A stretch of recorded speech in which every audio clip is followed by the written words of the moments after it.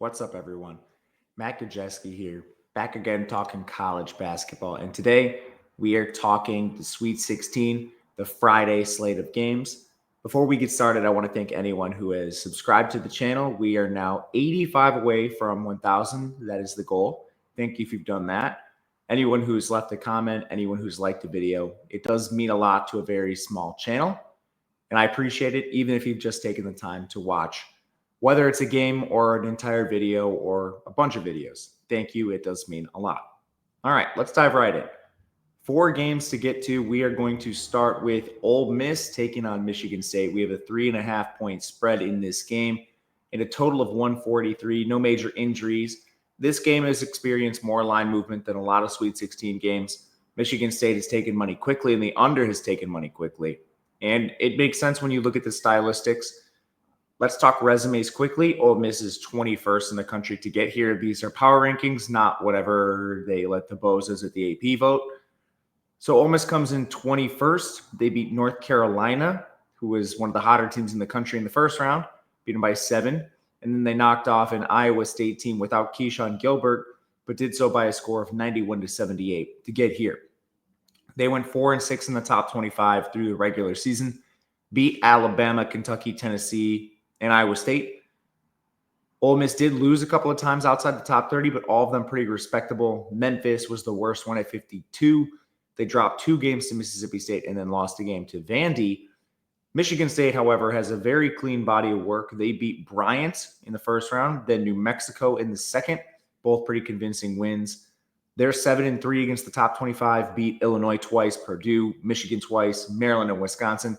So no marquee wins outside the Big Ten, but still a very good body of work within. It's a good conference. They did lose outside the top 33 times. They also lost to Memphis, USC, and Indiana. This game has a great tempo. Ole Miss is 138th. Michigan State is 158th. So as far as this round of games go on Friday, especially, this is one of the faster games. Ole Miss is 270th in height, 318th in rebounding. Michigan State is 21st in effective height, 2nd in rebounding. This is a big mismatch, and it's one of the main mismatches you're going to see during Ole Miss games. This is why they've lost a lot of their elite games. I guess I should say their marquee games against teams like Auburn. If you can beat Ole Miss inside, you have a direct path to winning this game. And their 2 previous opponents didn't exactly have that. North Carolina is one of the smaller teams. They tried to play larger at the end of the year with Van Allen Lubin and Jalen Withers, but it didn't really work. And then Iowa State's not the biggest team either, with Jackson and Jefferson inside. But as far as this game goes, Michigan State does have the size. It's sort of patchwork inside with Kane Carr and Cooper and Fiddler and these players, but they do have large players to use in the front court. Shooting-wise, Ole Miss is 158th in effective field goal, 168th in two-point percent, 128th in three-point percent. Sean Padula and Jalen Murray are both at least shooting 37.3%, but Matt Morrell is down to 31.5%. Dre Davis is at 33.5%. They drag down most of the numbers. They even get decent shooting out of the bigs. Jamin Brakefield and Malik Dia actually both hit 35% of their threes. Not an insignificant sample. We're talking 74 and 80 attempts. So they can go out and shoot it once in a while. But Michigan State is 6th in total defense, 105th inside, and 1st on the perimeter. So this is a nightmare matchup for Ole Miss scoring the ball. Then when Michigan State has it, they are 151st in effective field goal, 89th in two-point percent, 318th in three-point percent, but they know their weakness. They're only 329th in three-point rate. Their shooting numbers have also increased since Jace Richardson started, and he's shooting 40.5% from 3.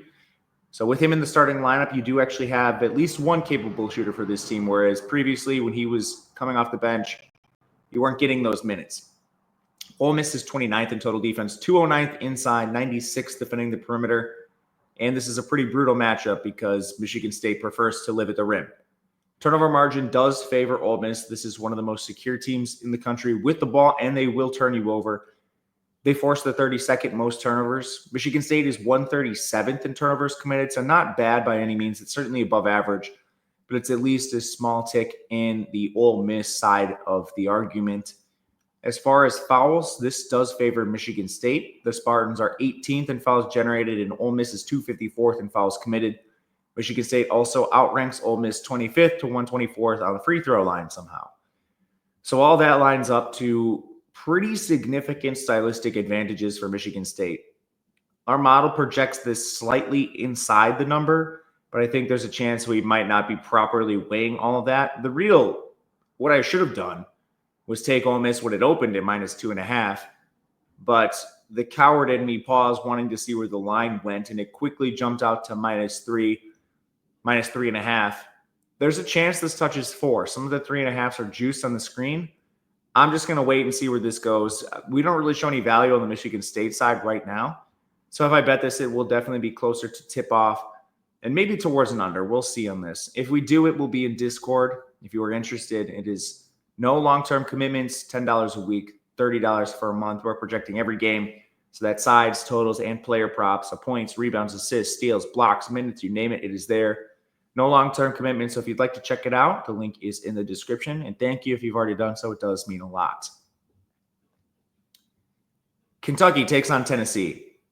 This is a 4.5-point spread in favor of Tennessee, a 144 total.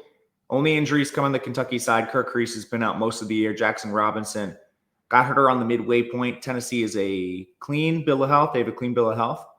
This is a rematch. These teams obviously are in the same conference.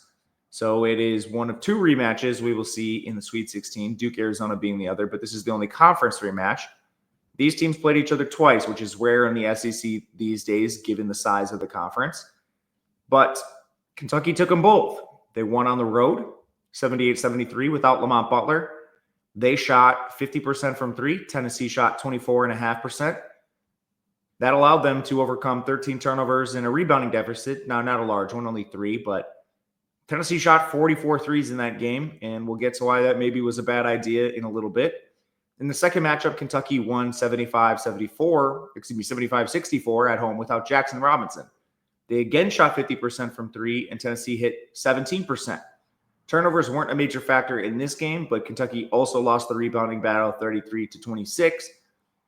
So basically what happened in both matchups was you had Kentucky shooting the lights out and Tennessee shooting historically bad and also taking probably too many threes considering Kentucky's layout. As far as the resumes go, Kentucky, who's 15th in the country, beat Troy and Illinois to get here. Neither particularly close. They went 8-6 against the top 25 this year, which is crazy considering they've had a ton of injuries. They beat Duke, Gonzaga, Florida, Texas A&M, Tennessee twice, Missouri, and Illinois. They also lost outside the top 40 twice. Those came to Vanderbilt and Texas, respectable losses in the conference. Tennessee is 5th overall. They beat Wofford and UCLA to get here. Also weren't really tested in those games. They went 7-6 against the top 25, beat Illinois, Florida, Missouri, Texas A&M, Alabama, Auburn, and UCLA. They only lost outside the top 25 once. That came to Vanderbilt on the road by a point. So outside of the resumes, this is a poor clash of styles for Kentucky, which they've been able to overcome for a couple of reasons. First of all, it is a wild clash in pace. Kentucky's 26th, Tennessee is 338th. Both of the games that they played came in north of the expected points, so that's worth mentioning. He did play a little faster than what Vegas was projecting, but it's still going to be slowed down by Tennessee. Kentucky can't rebound either, at least compared to some teams. They're 41st in effective height, 80th in rebounding. Tennessee is 51st in effective height, 28th in rebounding. Tennessee is very good in the offensive glass. They're 25th there. Kentucky is 27th defensive rebounding, which should lead to a pretty neutral matchup, slightly in favor of Tennessee. That's basically exactly what we saw in the first 2 games. Tennessee won both rebounding battles, but it was not by a significant margin. From there, Kentucky is 21st in effective field goal percent, 34th in two-point percent, 25th in three-point percent. And even without Jackson Robinson, who's a good three-point shooter, Kobe Bray is hitting 44%. Lamont Butler and Otega Owe are at a respectable 36%. Tennessee is 3rd in total defense, 22nd inside, and 3rd defending the 3. That sets up very well for Tennessee on paper against a team that likes to shoot threes. But as we saw in both of the previous games, Kentucky is currently hitting 50% in this matchup. That's a pretty decent sample now. We're talking 80 minutes of gameplay. And it hasn't regressed negatively yet. Will it? I mean, there's a pretty good chance. But we'll see. Kentucky has been able to scheme a lot of open three-pointers. On the other side, Tennessee is 85th in effective field goal percentage, 69th in two-point percent, 138th in three-point percent.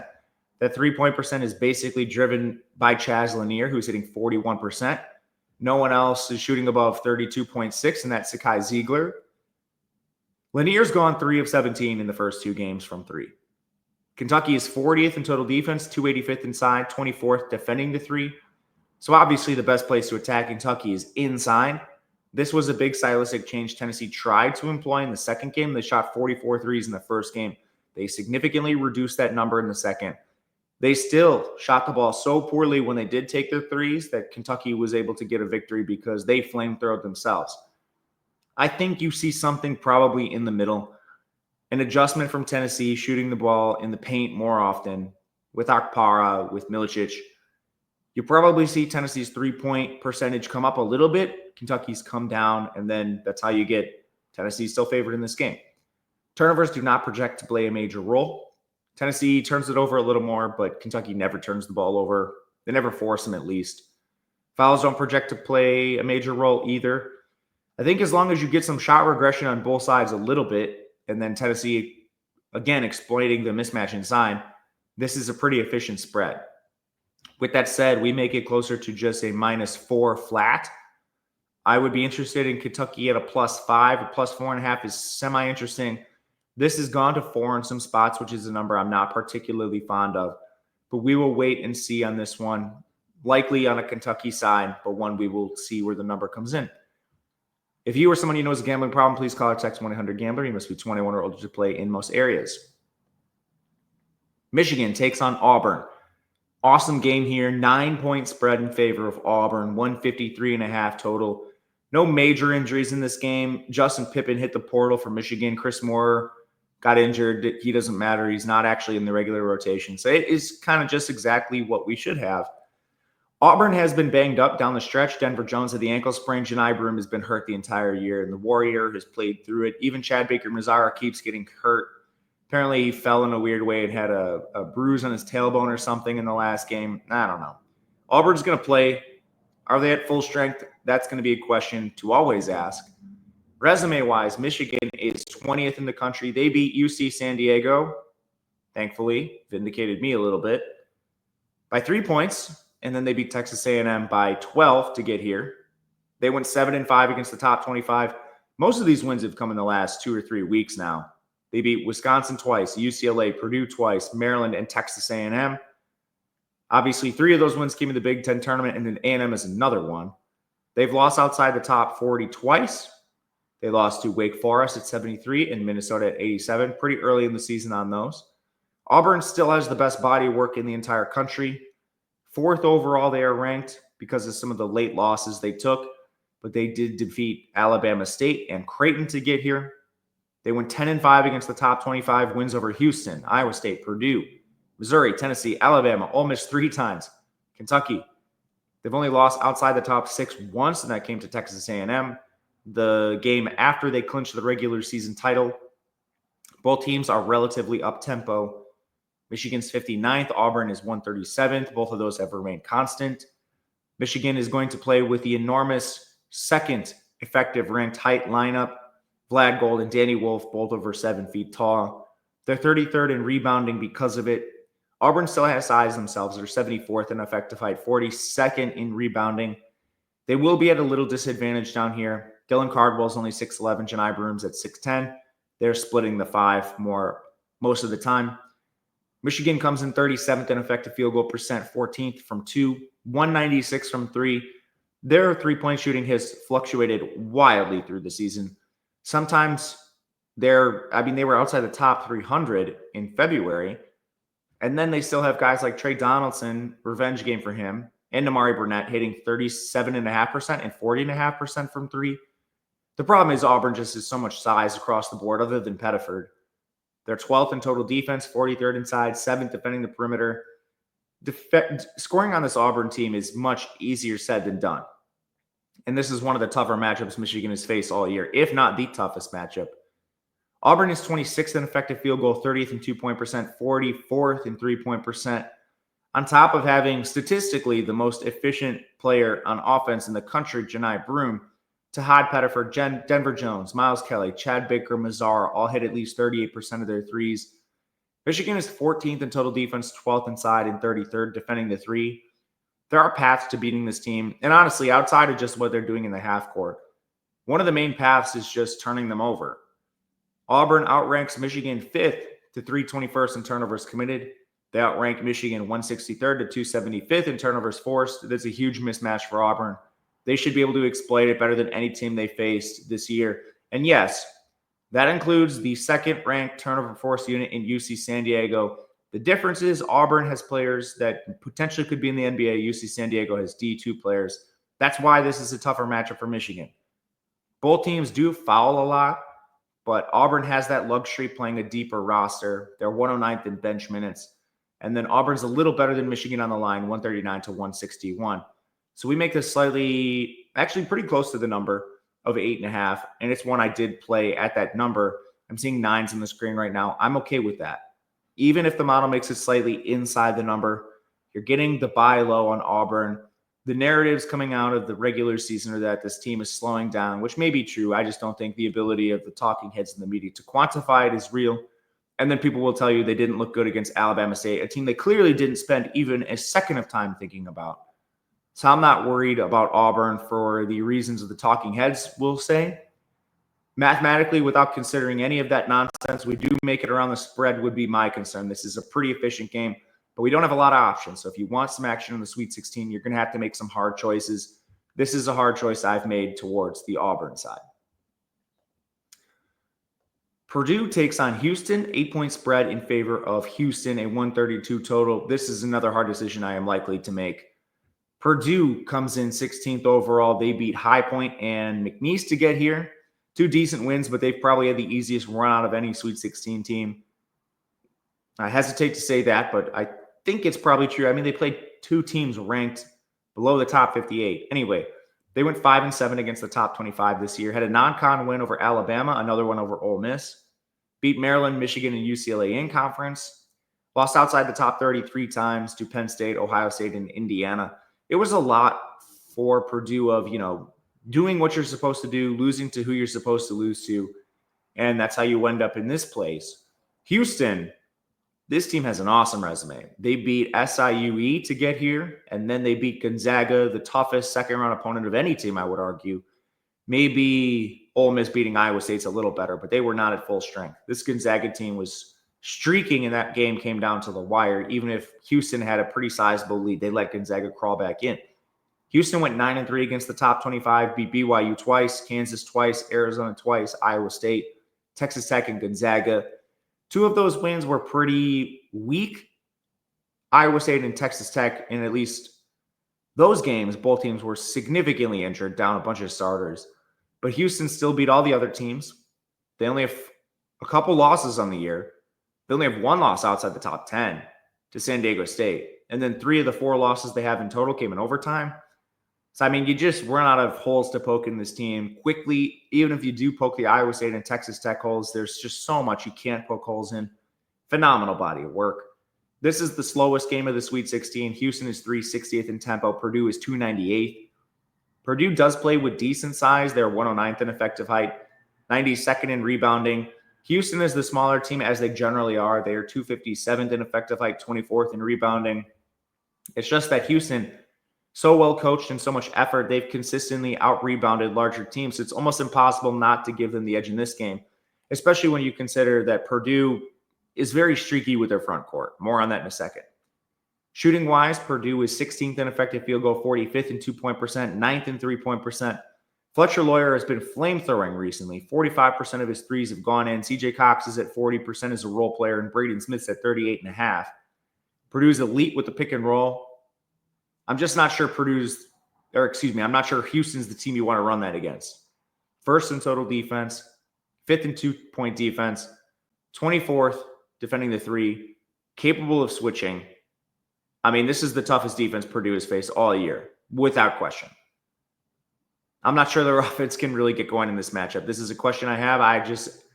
I'm not really sure I see it. Houston is 88th in effective field goal, 269th in two-point percent. Hello, Juwan. Hello, Tugler. First in the country in three-point percent. First. But they don't shoot a lot of threes.